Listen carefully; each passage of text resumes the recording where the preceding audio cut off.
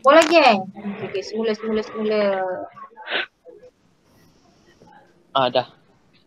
Nak, dia dah masuk ke atas semula. Okay. Dah. Okay, copy.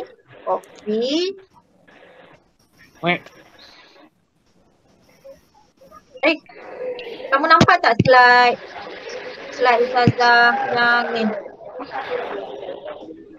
Nampak apa pula tak nampak. Kan, slide PowerPoint. Nampak tak? PowerPoint. Okay, sekejap Kenapa tiba-tiba? Ayah. Okay. Kenapa lift? Ayah. Tu. Nampak Ustazah ke nampak apa? Nampak Ustazah lah. Okay, nampak apa sekarang? Nampak Ustazah juga. Nampak kereta petak-petak tapi tak ada bapak. Okay, dah. Kita balik sini, kita cuba buat soalan ni. Boleh. Kita jawab soalan, kita cuba bincang soalan ni. Rasulullah sallallahu alaihi wasallam ialah seorang rasul dan contoh teladan terbaik untuk manusia. Namun demikian, baginda sentiasa beribadah dan berdoa agar dijauhkan daripada sifat lemah dan malas serta fitnah kehidupan dan kematian. Okay, itu kita panggil stimulus. Jadi, soalannya, mengapakah Rasulullah sallallahu alaihi wasallam berbuat demikian? Mengapakah Rasulullah sallallahu alaihi wasallam berbuat demikian? Uraikan pendapat anda. Ingat tahu apa yang saya. Pada pendapat adik saya. Tak ada pendapat saya. Tips jawab kebat. Tips jawab soalan kebat. Jawab soalan kebat.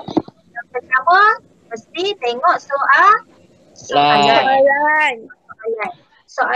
ialah kalau kita tengok soalan ni lah apa maksud soalan? Urai. Soalan mengapakah? Soalan dia tanya apa key soalan? Mengapa? Soalan mengapa jawabnya ialah kalau soalan mengapa kita jawab sebab. Jawapannya ialah mesti dalam bentuk sebab. Sebab. Okey.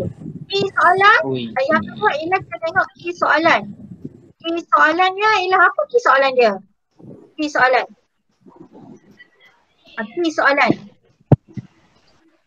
Soalan apa? Key dia. Dia tu maksudnya kan kunci soalan. Uraikan pendapat. Yes, uraikan pendapat. Jadi soalan apa sebenarnya? Sebab buat perkara tersebut. Maksudnya soalan kenapa Rasulullah buat, kenapa kena buat, bukan buat, maksudnya kenapa soalan berdoa kepada Allah. Berdoa kepada Allah. Sebab berdoa kepada Allah daripada lemah sifat negatif tersebut kan. Jadi lepas tu nak jawab. Okay, bila nak jawab, kita kena ingat nak jawab macam mana nak jawab soalan kebab. Yang pertama mesti pada pendapat saya. Buat tiga ayat. Hanya buat tiga ayat yang terdiri daripada apa? Kabus. Ayo, sabar dulu. Yang pertama ialah ayat yang pertama. Berbagi pada pandangan saya. Isi salah. Ada isi dan kabus. Ingatnya isi dan kabus, kemudian cakap dah, kabus. Automatik sambung dengan huraian ringkas. Huraian ringkas, full stop. Nampak tidak ayat yang sama. Ayat yang kedua. Kesimpulan. Belum. Ayat yang kedua ialah contohnya. Sama ada kita nak guna kesannya. Ingat lagi tak? Kesannya ataupun caranya. Okey. Yang ketiga barulah kesimpulannya. Kesimpulannya apa? Okey. Boleh?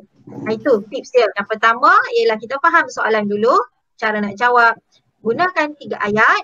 3 ayat. Ayat yang pertama pada pendapat saya, sorry kita tambah sineki dia. Pada ngantuk ni. Pada pendapat saya, apa dia? Itu isi kelas fokus dan huraian ringkas. Ayat yang kedua ialah huraian lengkap yang terdiri daripada contohnya ataupun sama ada kita nak buat contohnya, kesannya, caranya bagaimana. Okey, ayat yang ketiga ialah kesimpulannya kita hendaklah. Okey, kita hendaklah apa? Okey, boleh? Okey, cuba kita jawab. Cuba jawab insyaAllah. Cuba. Kalau kita tak cuba jawab, lama sangat kita tak menulis ni kan. Macam mana ni? Okey, kita dah tahu dah soalan dia nak sebab. Kita bagi soalan jawapannya dalam bentuk sebab kenapa kena buat macam tu kan. Kenapa kita kena berdoa. Okey. Okey, boleh bersama dengan Ustazah lagi tak ni? Ada. Okey, apa sebab? Apa sebab dia? Apa sebab dia? Kenapa sebab kita kena berdoa daripada Allah daripada sifat negatif? Untuk apa? Untuk hidup dengan aman. Aman lagi? Betul lah. Tanpa tengok tu. Dikelilingi sifat positif. Dikelilingi sifat positif. Dan apa-apa lagi lah dan sebagainya kan. Okay. Maksudnya isi ni boleh bermacam-macam cara. Cuma yang bergantung pada kita bagaimana untuk kita elaborate ayat tersebut jadi cantik dan lengkap. Okay. Jadi kita ayat pada pendapat saya. Soalan? Sebab kan? Sebab. Sebab perlu kita apa? Berdoa. Berdoa daripada daripada sini soalan kita dah jawab. Sifat negatif. Daripada apa? Daripada sifat negatif. Sifat negatif. Okey, baru nak jawab ayat kita sendiri. Ni baru intro dia. Sebab perlu kita berdoa daripada sifat negatif untuk hidup dengan aman. Kita kata untuk hidup dengan aman. Isi. Tak ya. Sama dengan kabus. Tak guna perkataan apa kabus tu? Pada pendapat saya, perlu berdoa daripada sifat negatif. Kabus. Apa? Kerana agar bagi untuk supaya. Pilih salah satu. Apa dia? Agar. Daripada sifat negatif untuk hidup dengan aman. Okey, kamu katakan agar. Okey. Saya dah tukar warna merah Okey, agar. Okey, tukar warna purple pula. Supaya nampak. Ni. Agar apa? Hidup aman agar agar apa?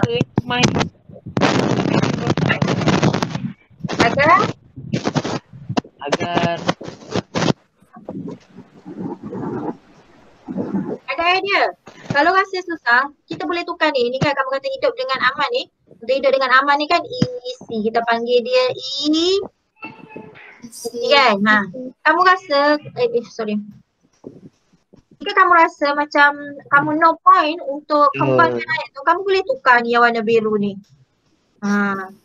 Kita apa sebab kita perlu berdoa daripada sifat negatif? Cepat. Tak ada masalah untuk hidup dengan aman agar disenangi oleh semua orang. Tak tahu lah. Okey, boleh? Di saudara kita color untuk menunjukkan ini adalah huraian ayat lain. Maksudnya agar disenangi oleh orang sekeliling. Betul ke salah? Betul lah kan? Tak tahu lah Tata. Betul lah. Betul lah. Sifat Betul lah. kita tadi apa dia? Malas. Jadi kan? Rajin. Orang senang tak dengan kita? Senang. Senang kan? Lagi sifat apa tadi? Sifat suka memfitnah orang. Bila kita tak fitnah orang, hidup kita aman tak? Aman. Orang senang tak dengan kita? Senang. Orang suka dengan kita. Lagi sifat apa? Nyanyuk, pelupa. Bila kita dah tak jadi orang yang nyanyuk, bila kita dah tak jadi orang yang pelupa, orang suka tak kita? Suka. Aman tak hidup kita? Aman lah. Okay. Aduh. Betul kan? Kita maksudnya kita faham kan sifat-sifat yang Allah tak suka kan. Jadi bila kita tak buat benda-benda bila kita terpelihara daripada sifat-sifat tersebut, kita dah daripada malas kita jadi rajin, daripada lemah kita jadi kuat. Kita of course lah aman. Aman maksudnya apa? Aman ni maksudnya tenang. Okay, betul tak? Tenang hati, tenang dunia, nak tidur pun tenang, bangun tidur pun tenang. Kan? Betul. Rasa semua orang sayang. Betul lah, disenangi oleh orang sekeliling. Kan? Orang suka lah dekat kita. Bagus. Itu adalah aktif yang bagus. Okay, boleh? Bagus. Okay. Settle tak ayat yang pertama? Settle tak ayat pertama? Selesai tak ayat pertama? Selesai. Sekarang kita buat contoh yang kedua. Kita buat ayat yang kedua. Macam mana? Ayat yang kedua ialah kita nak guna apa? Contohnya, kesannya, caranya. Okay, pilih salah satunya. Kalau kita buat ayat yang kedua ni, contohnya, kesannya, caranya, kita balik semula dekat sini. Nampak tak? Kita balik semula dekat sini. Maksudnya contohnya hidup dengan aman macam mana? Contohnya hidup dengan aman, kita tidak lagi contohnya kehidupan kita tidak lagi memikirkan tentang masalah yang dihadapi oleh kita. Kalau kita nak buat kesannya, cara nak buat kesannya ni, kesannya kita mesti balik dekat sini. Ayat yang kedua ni, ayat yang kedua ni, binaan ayat yang kedua, awak kena ingat yang ni betul-betul. Binaan ayat yang kedua ni, binaan ayat yang kedua ni mesti mana anak panah Ustazah? Mana? Binaan ayat yang kedua ni mesti balik sini. Mesti balik sini. Ke sini. Contohnya ni, contoh untuk hidup dengan aman. Misalnya, kesan hidup dengan aman. Cara hidup dengan aman. Maksudnya dekat sini ni, maksudnya ialah isi yang kita bagi. Isi yang kita bagi. Yang Ustazah highlight jadi warna biru hanya ni balik kepada isi kita. Ingat ni. Ya ni maksudnya ialah balik kepada isi yang kita bagi. Contohnya, contoh hidup dengan aman. Kesannya, kesan hidup dengan aman. Caranya, cara hidup dengan aman. Sebab itulah caranya kita berpelihara baik dengan ulang ayat ni, cukuplah guna ni sebagai kata ganti nama. Maksudnya kata-kata isi ni. Kan kamu belajar BM tak perlu ulang perkataan sama. Guna kata ganti nama pertama, kedua dan ketiga. Betul tak? Betul. Jadi kamu nak pilih yang mana? Kamu rasa kamu selesa bina ayat menggunakan contohnya, kesannya atau caranya? Cuba fikir. Contohnya hidup dengan aman ni macam mana Tak bergaduh. Contohnya dihindari dari fitnah. Contohnya berbaik dengan Ustazah. Macam mana? Apa Ustazah? Desainnya ke, caranya ke? Maksudnya ayat yang kedua ni, kita bina ayat yang kedua ni ialah berdasarkan isi kita. Berdasarkan isi kita bagi. Tengok isi yang kita bagi.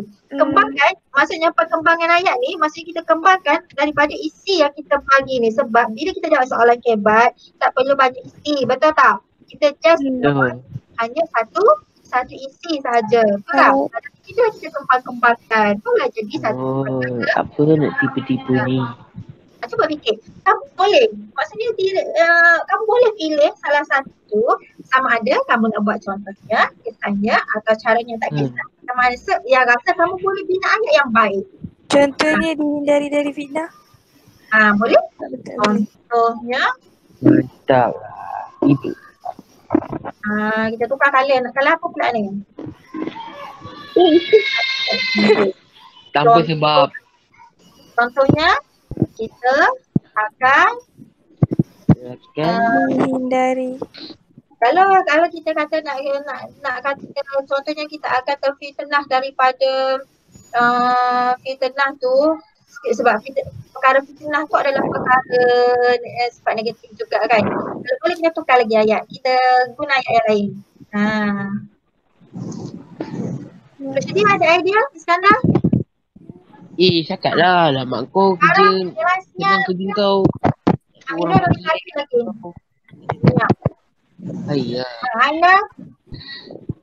Ya. Aku bagi lagi. Ustazah tak boleh nak baca komen dekat sini. Bila Ustazah berhadapan dengan ni presentation, Ustazah tak boleh tengok kamu. Ustazah boleh tengok. Ustazah terpaksa pakai 2 account. Kena tengok dekat earphone. Tak apa Ustazah. Contohnya hidup dengan aman macam mana? Contohnya kita akan berbaik-baik dengan jiran lah. Like salah contohnya boleh. Contohnya jiran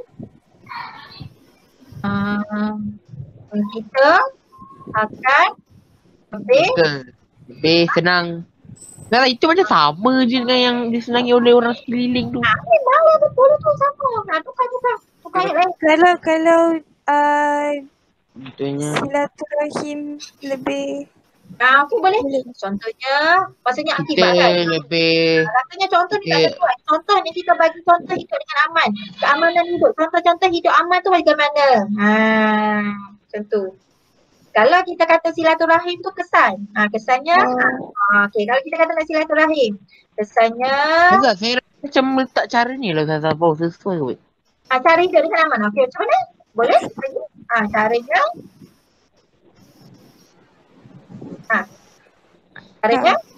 Caranya apa dia?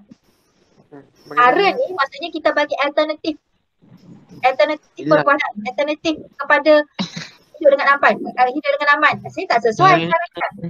Yang saya nampak sekarang ni ialah itu tu. Saya pun rasa tak sesuai lah. Saya mencakap apa? Sebab itulah diberi pilihan dengan tiga perkara. Sama ada kita nak buat dalam bentuk contoh, sama ada kita nak buat dalam bentuk kesan ataupun cara. Kita boleh try and error. Tak ada masalah. Okay. Contohnya rasa macam susah kan? Kita boleh baik bagi kepada kesannya. Bila kita bagi kesannya pun boleh. Kesannya kehidupan. Kehidupan apa? Kehidupan kita Terjamin. Terjamin apa? daripada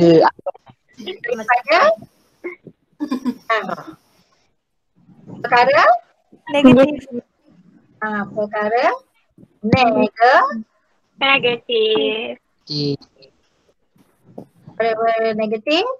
Begitu je. Contohnya Contohnya Ada lagi? sebab ayat adalah contohnya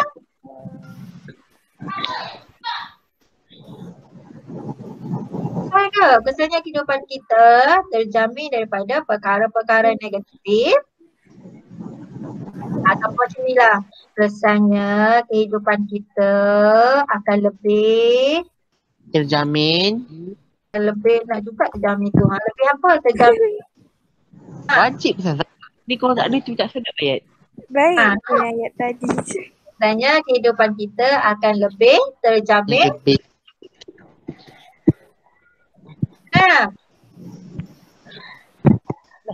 Ustazah ada idea Ustazah, tapi Ustazah nak dengar idea kamu dulu. Kesan daripada hidup tu aman. Ya. Kesannya okeylah.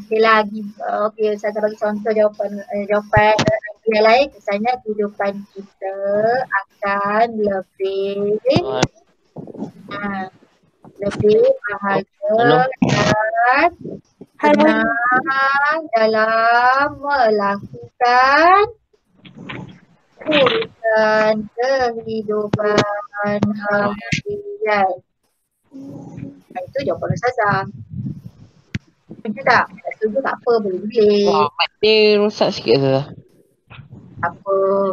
Yang dia ada respon daripada kamu dan juga kawan-kawan. Okey, tengok ni ayat yang kedua. Tanya kehidupan kita akan lebih, kenapa P menjadi huruf besar? Biasanya kehidupan kita akan lebih bahagia dan tenang dalam melakukan urusan kehidupan harian. Betul tak? Betul. Asalnya hidup kita aman kan. Kenapa kita kena berdoa kepada Allah daripada sifat negatif untuk hidup lebih aman. Betul kan? Agar disenangi oleh orang sekeliling. Bila kita bersifat dengan sifat-sifat yang baik, orang sekeliling akan menyenangi kita. Jadi impaknya, kesannya kepada kita ialah kehidupan kita akan lebih terjamin. Jamin bahagia. Urusan kehidupan harian. Kita seronoklah kita apa kata, jadi pemalas, tak jadi seorang yang apa malas je tahu.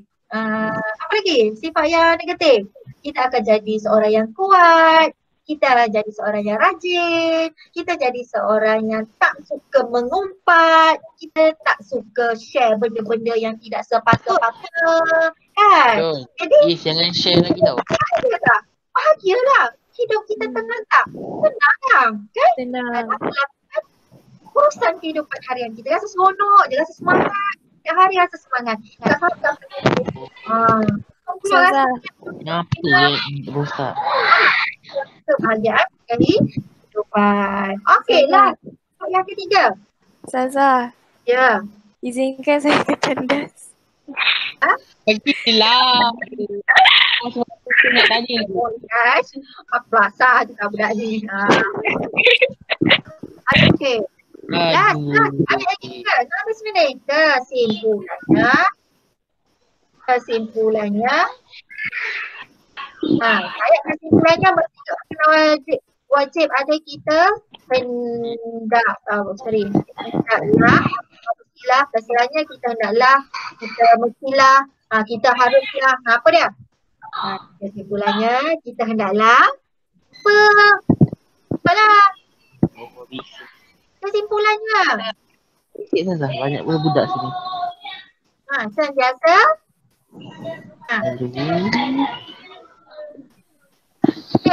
memohon keampunan, memohon keampunan. Nampak tak kat situ? Gerau. Sorry. Memohon pertolongan, bukan keampunan. Kita pasal pertolongan. Perbincangan kita. Kita pasal bagaimana untuk kita mohon kepada Allah. Mohon pertolongan pada Allah. Jadi kesimpulannya kita hendaklah sentiasa memohon pertolongan dengan Allah SWT berdoa. Ya saya kat sini lagi. Kenapa? Sentiasa berdoa kepada Allah agar dijamin ke syurga. Jauh lagi tu. Agar dipelihara daripada Syaitan jin. saya tak kira yang salah. Kau tu yang salah. Okey, kita dipelihara daripada sifat Negatif. negatif. Apa yang nak Nak guna perkataan lain lah daripada sifat mazmumah. Tak nak lah, tak terbayang pun dalam fikiran daripada sifat keji. Salah, ada kat sekolah lah. Tidak disukai oleh Orang ramai. Allah dan Rasul. Teruk lah. Aduh. Okey. Tengok. Lengkap kan? Lengkap tak ayat? Tak lah Ustazah. Baca balik. Okey. Tahun ni ada exam ke Ustazah? Sabar. Okey. Tengok ni, pada pendapat saya, sebab perlu kita berdoa daripada sifat negatif untuk hidup dengan aman. Tengok kat sini kan, sebab perlu kita berdoa daripada sifat negatif, dia macam ayat tu macam tak kena, tak apa. Dia untuk pendidikan Islam, janji ada isi. Untuk hidup dengan aman agar disenangi oleh orang sekeliling. Biasanya kehidupan kita akan lebih bahagia dan tenang dalam melakukan urusan kehidupan harian. Kesimpulannya, kita hendaklah sentiasa memohon pertolongan dengan sentiasa berdoa kepada Allah agar dipelihara daripada sifat yang tak disukai oleh Allah dan Rasul. Berapa markah dapat kat sini? 4. 4 markah. Faham tak? Alhamdulillah. Ada persoalan tak dengan soalan hebat ni? Saya kat sana kebat ni tak ada. Apa dia? Tak ada. Okey. Jadi, Ustazah nak kamu buat lepas. Nak buat latihan tak? Ustazah, tak ada. Tahun ni ada exam ke? Tak kira lah ada exam ke tak ada. Tak, saya tanya je. Tak payahlah tanya, tak nak jawab. Tak nak